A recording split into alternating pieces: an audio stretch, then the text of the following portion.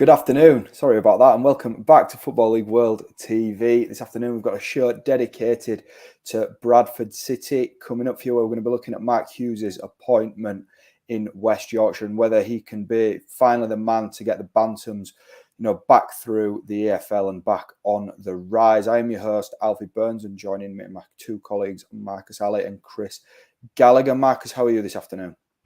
Yeah, really well, thanks, Alfie. Exciting to be talking about such a high-profile manager in League Two. There's a few in there already, like Nigel Clough stand out, but to have Mark Hughes joining him is very exciting. So glad to be on the show talking about this one this afternoon. And how are you getting on, Chris? Yeah, similar to Marcus. Looking forward to talking about what has got to be one of the most surprise appointments we've seen in quite a while, I think, especially at League Two level.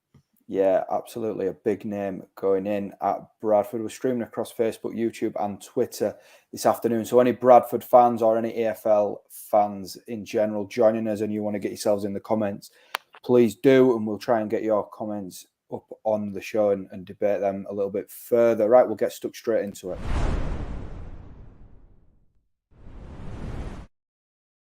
So Mark Hughes appointed at Bradford City towards the back end of last week, signing a contract until 2024. I mean, you've both sort of touched on it, before we've got going, but what was your initial reaction to the news? I'll pose this question to both of you and start with you, Chris. I think I speak for most when I say it was a real surprise because we only have to look at Hughes' CV, even if it's not always at the biggest clubs. It's been Premier League level, so I think he was always going to struggle to get another job in the top flight, but you'd expect the natural next step to be Championship, really. I think that's the sort of level, if people had to guess where he would end up back in, it would have been around the Championship or a top League One, maybe a Sunderland-type club. But yeah, so for him to go down to League Two was a real surprise, and I think it's a big statement from Bradford to convince him because he's signed a longish deal and he's obviously sees the project as something he can get behind. So they deserve a lot of credit for putting something in place that he feels he can get behind and achieve success with the club. And what was your reaction like to the news, Marcus? Yeah, similar to Chris, really. It came out of absolutely nowhere. Bradford's last appointment was a manager from Morecambe. Now you take the manager that was, his last job, of course, being Southampton in the Premier League. I was hugely surprised it's going to be. I was mainly because of Hughes' background, even as a player. The type of potential pay cut they'd be taking to go into League Two must be pretty stark compared to what he was doing at Southampton. But I think that speaks to the desire from the man to get back into the game, and he's willing to start right at the bottom of the EFL just to do so. I was expecting them to go for maybe someone with a bit more League Two experience, someone like Richie Wellens out of work. I think is an excellent manager that a League Two club could pick up in maybe for the start of next season or something like that. But a real surprise. I agree with Chris. Yeah, Hughes possibly looking at a Championship job if he did want to get back into it. I think he did great things at Stoke City. So it's a very high-profile name for League Two. And of course, interesting to learn that he sort of initiated the contact. It wasn't the other way around. Hughes definitely had his eye on Bradford, and credit to them for being able to get a deal over the line. And I think 2024 does show a bit of ambition as well, for sure. Yeah, definitely. And I think that, as we can all maybe agree on, it's a surprise Hughes cropping up and taking this job, just given that it came from nowhere. But with everything that's fallen into place, it's maybe a little bit less surprising given the potential of a club like Bradford and the stature of that club down in League Two, isn't it, Chris? Yeah, I think that is obviously the major positive with Bradford is the potential. If you look at the ground, the fan base, everyone's where they deserve to be, but they will feel they should be playing in the certainly higher up, maybe Championship level at least. So that will be the pull for Hughes. It will be that he can see a club that he can take up the divisions, and so even obviously his first aim is going to be steadying the ship, then trying to get out of League Two. But longer term, he will feel Bradford are a club that he can take further up, and there aren't many in League Two that will have such ambition. No, absolutely not. As we sort of touched on earlier, Hughes' last job was in the Premier League with Southampton back in 2018. I don't know whether this is just my opinion or it's the opinion that you two share with me, that I think football's changed quite a lot since then, and I don't know whether it's relevant with the Premier League and League Two, but sort of over 3 years out of out of work, Marcus. How do you think that that's going to have impacted Hughes, and do you think that'll pose a little bit of a challenge for him coming into this job? Definitely, I think it could possibly extend the bedding in period needed. The pandemic's changed a lot about the way that football clubs are operating in terms of their recruitment and the profile of squads, and that's even filtered down to League Two level. So I think that's definitely different to what it was like when Hughes was last in the game. Overall, I'd say I'm more concerned about the gap in quality that Hughes is going to, rather than the time he spent out of the game.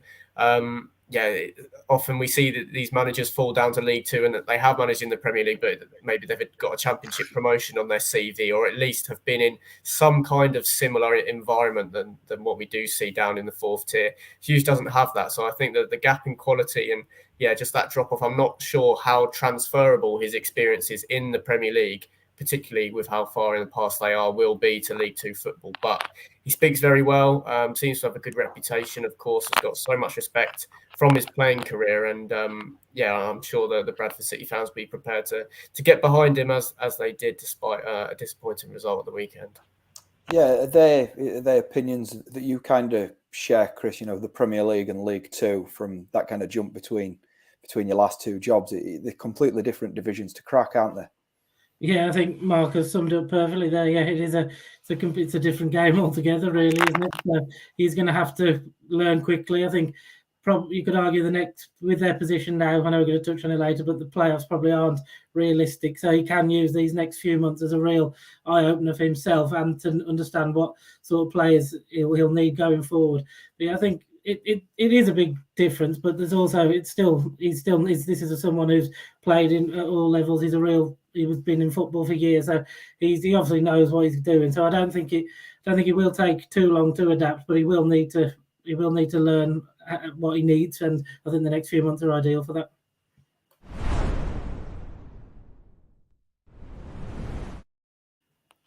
Yeah, so as Marcus just briefly brushed over, Hughes' first game, a 2-0 defeat against Mansfield, a high-flying Mansfield side, it must be said, at the moment. So not a brilliant start for Hughes, but maybe a little bit too early to expect too much, Marcus? Yeah, to be honest, I'm quite enthusiastic about the performance against Mansfield. It's way too early to judge. I think, as Chris was alluding towards, possibly at the end of the season we'll be in a better position to sort of judge Mark Hughes' ability as a League Two manager. But the Stags have been on fire, as you mentioned, 13 wins, 3 draws and 1 defeat in their last 17 matches, which is just an unbelievable run under Clough. And Bradford actually were able to assert their authority on the game. They conceded from an individual error, leading to a sort of one-on-one, which Reece Oakes put away really nicely. The second goal from Matty Longstaff was took a heavy deflection before it went in. There was nothing really that they didn't carve Bradford open at all. Bradford had more possession. They won the XG battle. It was a really positive performance. Theo Robinson and Andy Cook as well had plenty of sights at goal and will both have been frustrated not to get on the score sheet. So even though it's a defeat, they weren't able to get on the score sheet either. I did see it as a really positive performance. I think Bradford have been threatening to go on a little run, even in the time under Derek Adams. So I think the foundations are in place for Hughes to have a positive end to the season. And I think that it was a performance that they can build on, obviously, despite taking 0 points from the match against Mansfield. And I think showing signs of encouragement was really important, because 17,000, at the game for Hughes' first game. So the fans are obviously right behind what the club have done here. But with that comes a lot of expectation. Obviously, Hughes as a player and as a manager managing in the Premier League, he knows how to deal with expectations. He's played for some huge football clubs. But how do you think he goes about managing the expectation at Bradford then, Chris? Well, I think he has to embrace it, and I think he did in his press conference. He spoke about the fact that they will have a target on their back in League Two, and they have to be honest that they will, won't they? They're the side that people want to beat even more so now. So it is something they're going to have to embrace, and he's going to need players that have the character to deal with that, because if the results come, the fans will keep turning up in their numbers, and that does bring an added expectancy and pressure that they just have to deal with. So when he's looking at who's going to be part of the squad he wants moving forward, he's going to be about if they have the mentality to cope as well as the quality, because Bradford probably shouldn't be in League Two, and they need to, but they are. So they have to do this is where they are, and they need to show the character to get out of it as well as the quality. And what about you, Marcus? What are your thoughts on that, and how Hughes can manage the expectation that such big crowds and such demanding supporters bring? We'll be hoping that expectation can be matched with ambition in the transfer market this summer, and that of course will give him the ammunition to try and take Bradford to where they expect to be in the division. I think you've always got to sort of put your expectations in line with the quality of the squad. I would say it's a minimum playoff pushing squad in League Two, but with the type of organic income that Bradford generate compared to the other sides in the fourth tier, they'll be hoping to be able to punch above most of their other League Two counterparts in the summer. So Hughes is making no bones about it. He knows the task at hand. He's as a figure, he certainly commands the respect of the fan base, even if things do take a little while to get going. But yeah, I'm sure he won't be avoiding the fact that it's pretty much promotion or a failure of a season going into looking ahead to next term. So yeah, what he's been through in his career so far, I don't think anything will faze him. But yeah, there is that sort of less margin for error at a club like Bradford in League Two, that's for sure.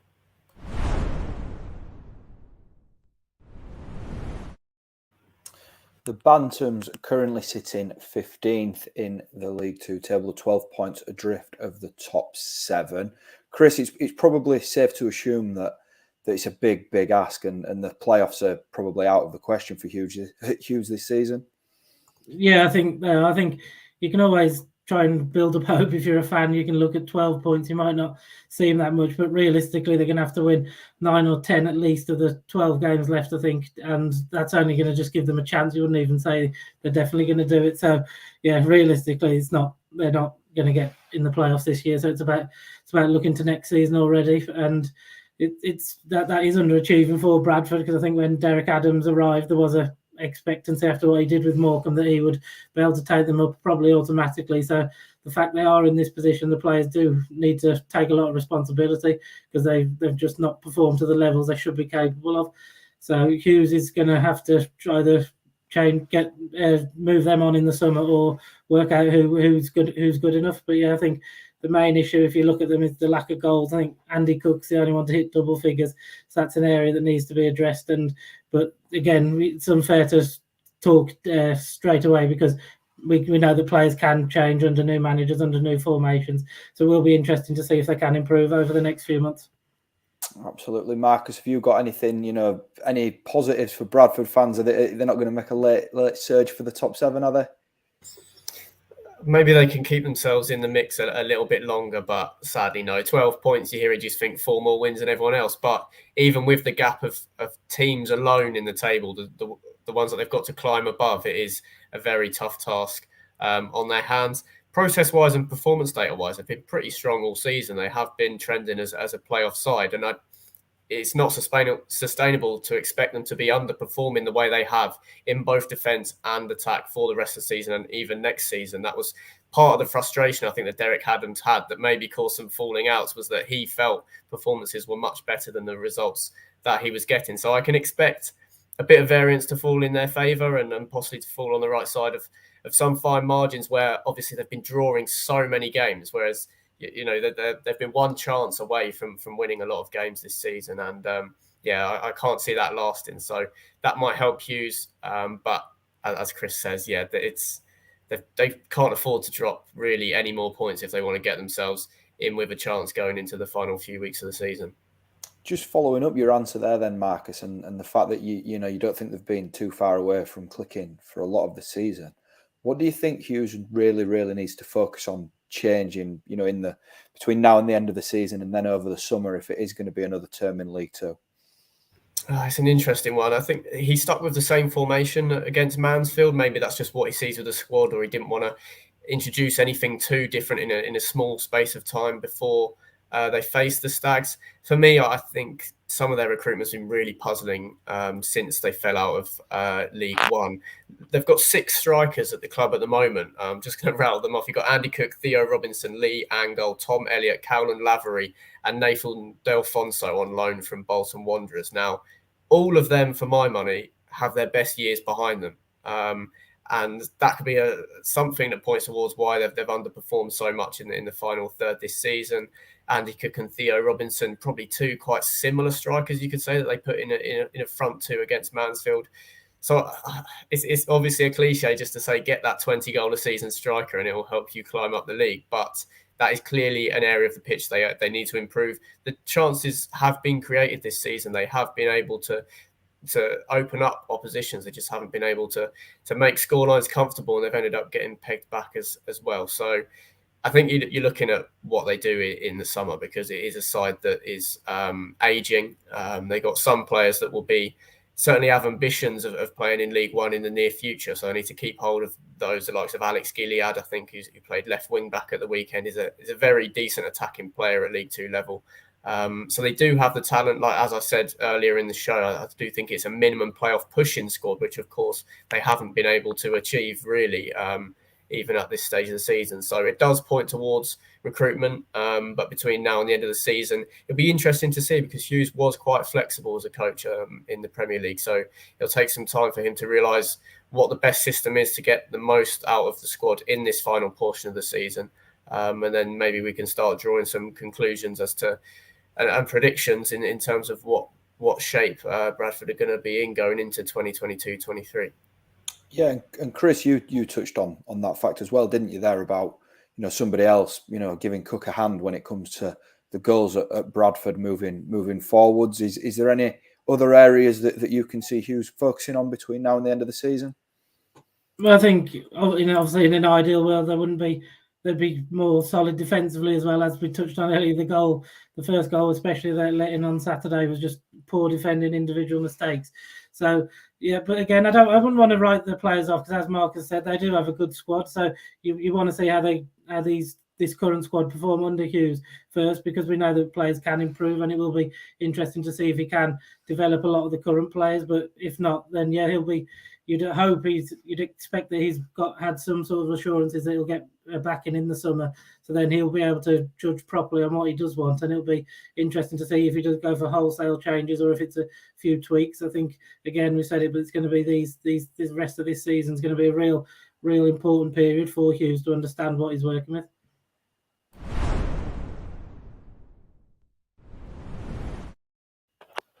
Finally, then, we are debating whether Hughes can be the man to end Bradford's stay in League Two. It's been a good few years now since Bradford were playing in League One. He's got just over 2 years to do so on his contract, and it's going to be the ambition of the club to get back up under League One with such an eye-catching appointment. Marcus, do you think that Hughes is the man to do it?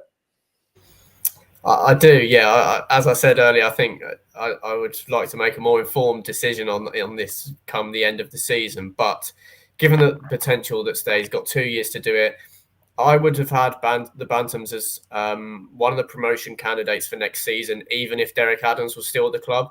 Now, Mark Hughes has got arguably a better managerial CV than Adams, less relative to the division, of course. But yeah, as Chris mentions, bringing in a manager like Mark Hughes with his reputation would be a little bit strange if they're not going to support that in the transfer market in the summer. So I do expect Bradford to throw their weight around a little bit in the summer, get Hughes what he wants, and put their trust in him because of what he's achieved in his career to get them out of League Two. I certainly see them right in and amongst the favourites to achieve automatic promotion next season. And of course, with that extra spot in League Two, it does help a little as well. So yeah, I'm feeling quite positive about this. Maybe gone a little bit too early off a decent performance in a defeat against Mansfield, but no, I do think Mark Hughes on the whole will be a positive appointment after he has this nice little bedding in period where there's not too much to play for or expectations even between now and the end of the season.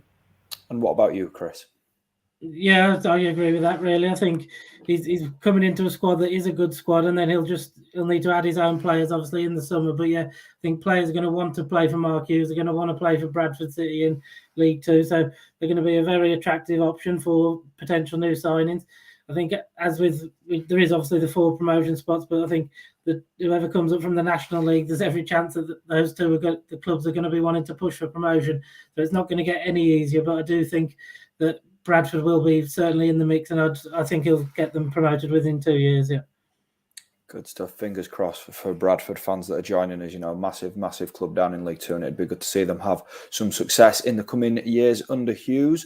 Right, that concludes this afternoon's debate show. Thanks to Max and Chris for joining me, and anybody else that's joined us and got themselves in the comments or is joining us on YouTube, Facebook or Twitter this afternoon. Coming up on Football League World TV in March, we've got plenty more coming up over the month, so make sure you tune in for that, and we'll see you again soon.